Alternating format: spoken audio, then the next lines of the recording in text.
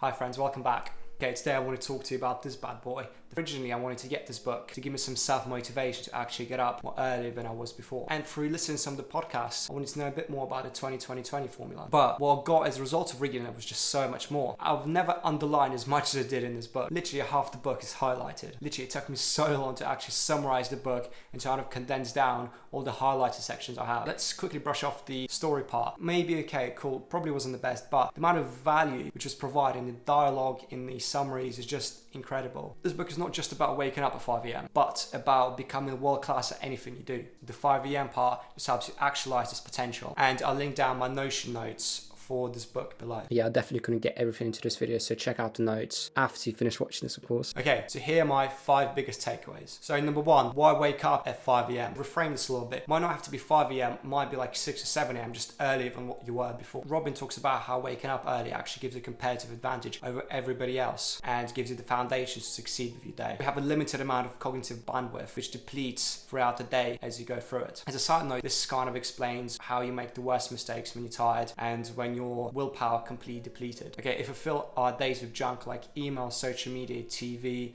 news, and constant emails, we don't have the available bandwidth to do the most important task for you during that day. By waking up at 5 a.m, you actually have the solitude and focus away from distraction to get on with the stuff which is most important to you. Myself is the later I wake up, the more anxious I get because I feel like I've started the day off on the back foot. Like I'm literally playing a game of catch up. Yeah, after like 8-9 p.m, my day's normally filled with junk. Social media, TV, just stuff like that. So I can carve out that chunk of time and put it right at the start of the day. And do the things that will actually push the needle forward. You don't have distractions from emails, messages, etc. because no one's really awake in the morning and you feel this like kind of sense of accomplishment. I can do anything now because you started just a couple of steps ahead of everybody else. Number 2, the 20-20-20 formula. Robin lays out the formula one should use in the first hour of the day, which she calls the victory hour, which is split into 3 20-minute chunks. This helps you grow, start the day in the most optimal way possible. The first 20 minutes should be for movement. So exercise, help your body wake up and sweat a little. Exercise and first thing in the morning actually reduce your cortisol level. Meanwhile, increasing dopamine and serotonin. It helps you elevate the mood so you're ready to take on the day. The workout could be literally anything. Spin class, jumping jacks, yoga, just running, sprints, whatever you really want it to be. Make sure that you're sweating though. For me, I'll alternate between these two kind of workout sets. I'll link the YouTube videos to them down in the description below. Okay, another thing, it's very important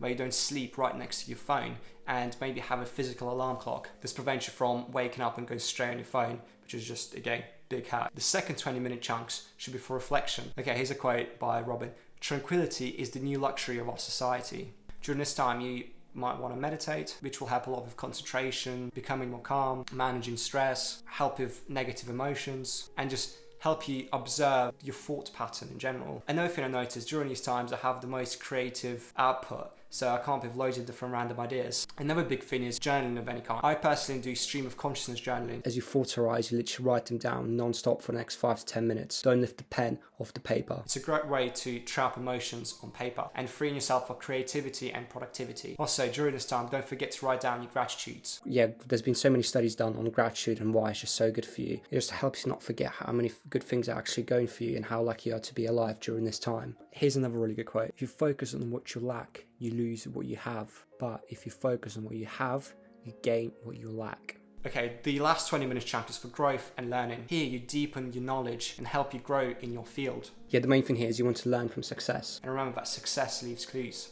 Read books, autobiographies, listen to podcasts, or engaging in an online course. It's about how all the ultra-rich have one thing in common, which is a love for learning. Again, altogether, this formula is not really set in stone, so just experiment with it. Figure out what works for you and then carry on with that and get rid of the stuff which doesn't work. Point number 3, master the 3 interior empires. To thrive in the long run, you need to take care of yourself. In specific, Robin talks about his 4 interior empires. When optimized, this will create a solid foundations for you to rise in any area of your life. Doing the 20-20-20 formula actually helps you with all these 4 pillars. Okay, empire number 1 is mindset. So this is the psychology of oneself. Unlike what the gurus tell you, this is only 25% of the full picture. So this is having positive emotions and knowing when you can achieve something. So number 2 is heart set. This is your emotional life. It's hard to win with just good mindset alone when you have toxic emotions, resentment, and fear weighing you down. This is literally like you trying to sprint with a parachute on. You can't produce your best work when you have toxic feelings weighing you down. Third part is health set, so this is your physical well-being. Okay, the biggest part of being the best and getting ahead is not dying.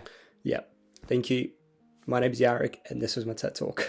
Living in optimum health conditions allows your body and mind to perform at its peak. Here's a quote: "Health is a crown only an ill person can see. There's no point of having all the money in the world to spend the rest of your life in a hospital." Number 4 is soul set. So this is the spiritual aspect of it. So this is being connected to the greater power, whether you think it's a god or the universe. The way I kind of think about it is I surrender to what is. You can't really control everything you do. So you're trying to focus on the things that you can control and not have all the anxiety and resentment of the things you can't control. Point number 4, habit installation protocol. Knowing what we do, how can we set up these positive habits? It talks about using the following frame, which takes roughly 66 days. In the 66 days, you have 3 stages, which are 22 days each. By the end of this habit, let's say waking up at 5 a.m. will be more or less automatic, so you can focus all your cognitive bandwidth on something else. Yeah, again, like this process could be used for any areas of life, not just waking up early. And again, the 66 days is an average. It depends on yourself and what kind of habit you're trying to integrate into your life. Okay, so here's what Robin had to say. All change is hard at first, messy in the middle, and gorgeous at the end. Number 1 is destruction.